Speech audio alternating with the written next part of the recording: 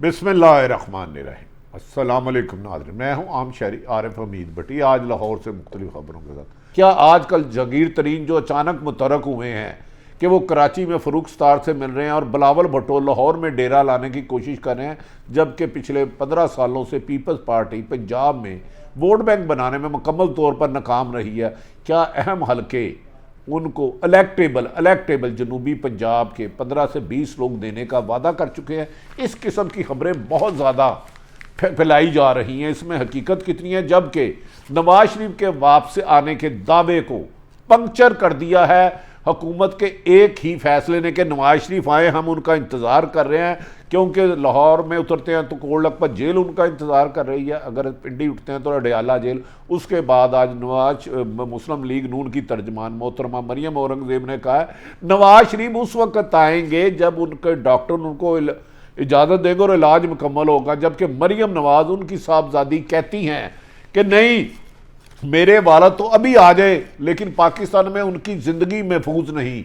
जबकि उनके पार्टी के लोग कहते हैं कि नहीं, वो आने के लिए बेताब हैं, लेकिन उन्हें उनके मौलिज इजाज़त नहीं देते। मौलिज के इजाज़त नहीं, शायद पाकिस्तान के ताकतवर हलकों से गारंटी लेना चाहते हैं, क्योंकि नवाज शरीफ अब उधर गुनगुना रहे हैं अब कभी जेल नहीं जाऊंगा, चाहे जो मर्जी कर लो। याद रखें कि चंद दिन पहले साबक स्पीकर याद सादक आए थे तो वो कह रहे थे मेरा लीडर, मेरा कायद बेताब है, उनका दिल कर रहा था कि मेरे पासपोर्ट में ही वो पाकिस्तान आ जाए क्योंकि उनका पासपोर्ट ख़त्म हुआ है।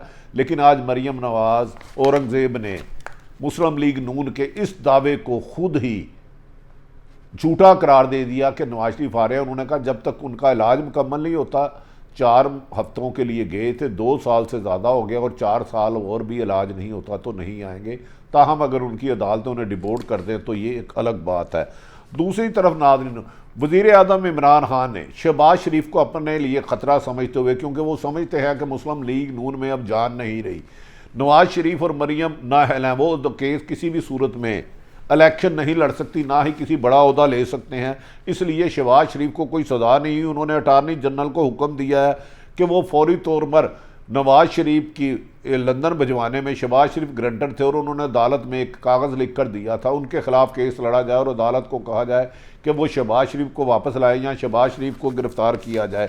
क्या इसमें क्या अटारनी जनरल कामयाब होते हैं? क्या अदालत लाहौर हाई कोर्ट से कोई बड़ा हुक्म ले पाते हैं कि वो इसकी वजह से शहबाज शरीफ अगर इस दौरान गिरफ्तार होते हैं तो यकीनन मुस्लिम लीग को कमज़ोर हो जाएगी और बलदियाती इलेक्शन में मूवमेंट चलाना उनके लिए खासा दुश्वार हो जाएगा, क्योंकि मरियम ऑलरेडी सजा याफ्ता है और वो खसूसन एस्टैब्लिशमेंट और अदलिया पर हमले इतना करती हैं, उनके साथ मुस्लिम लीग की सीनियर क़यादतशिप चलने के लिए तैयार नहीं। मुस्लिम लीग नून की सीनियर क़यादतशिप का वादिया मौक़िफ़ है कि वो मरियम नवाज़ के इस नैरेटिव अदलिया और फ़ौज की मुखालफत करते हुए उनका साथ देने से कासर हैं और उनके साथ सिर्फ़ और सिर्फ परवेज़ रशीद नज़र आते हैं, जो इस वक्त कहा जा रहा है कि नवाज शरीफ की तबाही की वजह है।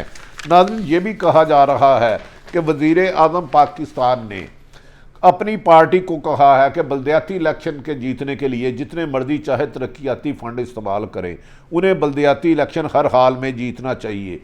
वहाँ उन्होंने कहा कि महंगाई इसलिए 3 महीने में महंगाई को कंट्रोल किया जाए। नाज़रीन, जब तक बिजली और पेट्रोल और गैस की कीमतों में बेपनाह इजाफा हो रहा है, महंगाई का कंट्रोल होना मुश्किल ही नहीं, नामुमकिन है। दूसरी तरफ आम आदमी महंगाई के पहाड़ तले दब चुका है। बलदियाती इलेक्शन में हुकूमत जमात को शिकस्त हुई और अगला इलेक्शन मरहले में कहा जा रहा है कि ज़्यादा बुरा हशर हो सकता है।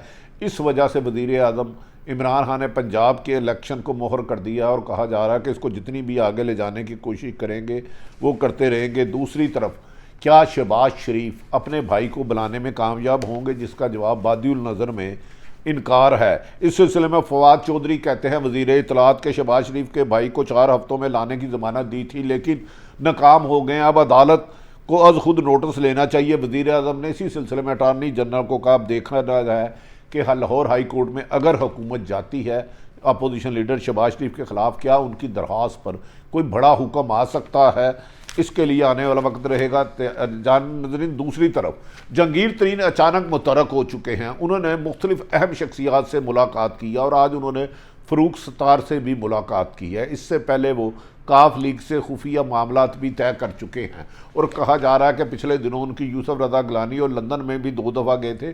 उनको उनके इस विज़िट को, उनके इस मुतरक होने को अहम कहा जा रहा है, जबकि ये कहा जा रहा है कि हुकूमत फ़िलहाल अपने ही इत्तेहादियों को राज़ी नहीं कर पा रही। इसीलिए मिनी बजट जो एक बहुत बड़ा सैलाब होगा महंगाई का, हुकूमत उसको लाने में खौफ खा रही है कि अगर मिनी बजट लाते हैं तो ऐसी कोड़ किल्ली है, तब भी जहरीला है, तो महंगाई का तूफान आएगा और हुकूमत को ले बैठेगा। अगर नहीं लाते तो IMF नई किस्त नहीं देगा, IMF नई किस्त नहीं देगा तो आगे हुकूमत को चलाना नामुमकिन हो जाएगा और हुकूमत अमली तौर पर, माशी तौर पर जाम होती जा रही है। दूसरी तरफ बिलावल भुट्टो अहम इशारे मिलते ही हर तीसरे दिन बड़ी बड़क मार देते हैं। वो कहते हैं कि वो लाहौर में आके डेरे डाल रहे हैं और इसी हफ्ते में लाहौर डालेंगे, और इस तरह उनका इशारा है कि मुझे ताकतवर हलकों ने कहा कि वो जनूबी पंजाब से 20 और 25 के करीब मुंतखब नुमाइंदों को पीपल्स पार्टी में शामिल कराएंगे। अगर वो इनको शामिल करा देते हैं तो यकीनन ये पीपल्स पार्टी मजबूती का बायस होगा। जबकि ज़िम्मेदार ज़राए कहते हैं कि जनूबी पंजाब के इलेक्टेबलों ने पीपल्स पार्टी में जाने से माजरत कर ली है।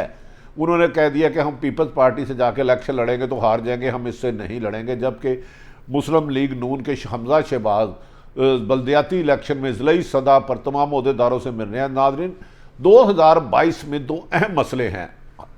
अपोजिशन कह रही है हुकूमत को चलने नहीं देगी और हुकूमत का दावा है कि वो 5 साल पूरे करेंगे और अगले 5 साल भी होंगे।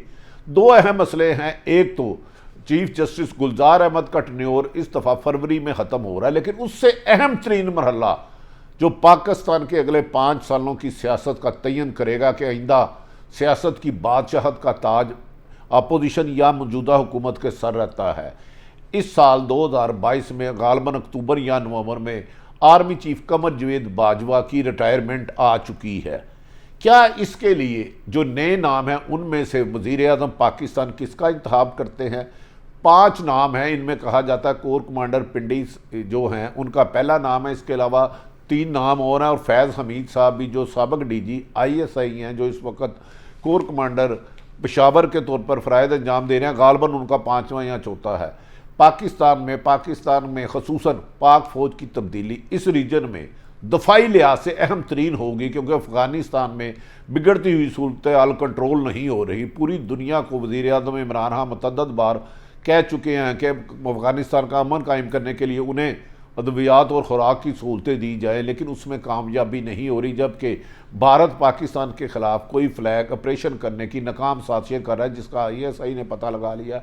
और आने वाले दिनों में अफ़गानिस्तान की सूरत हाल मज़ीद बिगड़ सकती है, क्योंकि अभी तक पाकिस्तान समेत किसी भी मुल्क ने चीन समेत अफ़गानिस्तान को तस्लीम नहीं किया। क्या आने वाले इस साल में नए चीफ जस्टिस जो बनेंगे उमर अतिया बंदयाल, वो क्या फ़ैसला करते हैं?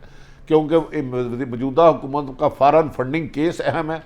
दूसरी तरफ नवाज शरीफ और मरियम नवाज की नाअहली का केस इस्लामाबाद हाई कोर्ट में चल रहा है। क्या उनको रिलीफ मिलता है, नहीं मिलता? तीसरी तरफ आर्मी चीफ की तैनाती, क्या मौजूदा आर्मी चीफ ही रहेंगे या कोई नए आएगा? इसके लिए मौजूदा पाकिस्तान के हालात की मुनासबत से कोई बड़ा फैसला इन दोनों तब्दीलियों के बाद ही है। ताहम 23 मार्च को अगर अपोजिशन मुस्लिम लीग नून और पीपल्स पार्टी मिल के महंगाई मार्च इस्लामाबाद की तरफ करते हैं तो यकीनी बात है हुकूमत के लिए आसानी से उसको निबड़ना आसान ना होगा। जबकि मौलाना फजलुर रहमान को बल्दियाती इलेक्शन की सूरत में बड़ी तादाद में डीजल मिल चुका है और वो खासे मुतरक हो चुके हैं। इसीलिए पीपल्स पार्टी के सीनियर रहनुमा ने कहा था, मौलाना साहब आप तो हमें कहते थे असम्बलियों से इस्तीफे दो, अब बल्दियाती इलेक्शन लड़के क्या आप अपने 4 या 5 मेयर KPK में जो देंगे, जिस पर मौलाना ने मुस्करा दिया। अब हमारे इस्तीफे देने नहीं, मौजूदा हुकूमत का जाने का वक़्त है। लगता है मौलाना फजलुर रहमान की ये खुश फहमी है या गलत फहमी है। तहम वज़ीर आज़म ने इमरान खान का कहना ना किसी को NRO देंगे, ना किसी दबाव में आएंगे और 5 साल पूरे करेंगे। सारी सूरत हाल आप तक रख दी। पाकिस्तान की सियासत में किसी बात को भी ख़त्मी कहना नामुमकिन है। आने वाला वक्त क्या होगा, जो भी होगा हमारी दुआ है पाकिस्तान के आम शहरियों के लिए बेहतर हो, उनको उनके बुनियादी हकूक़ मिले। पाकिस्तान जिंदाबाद।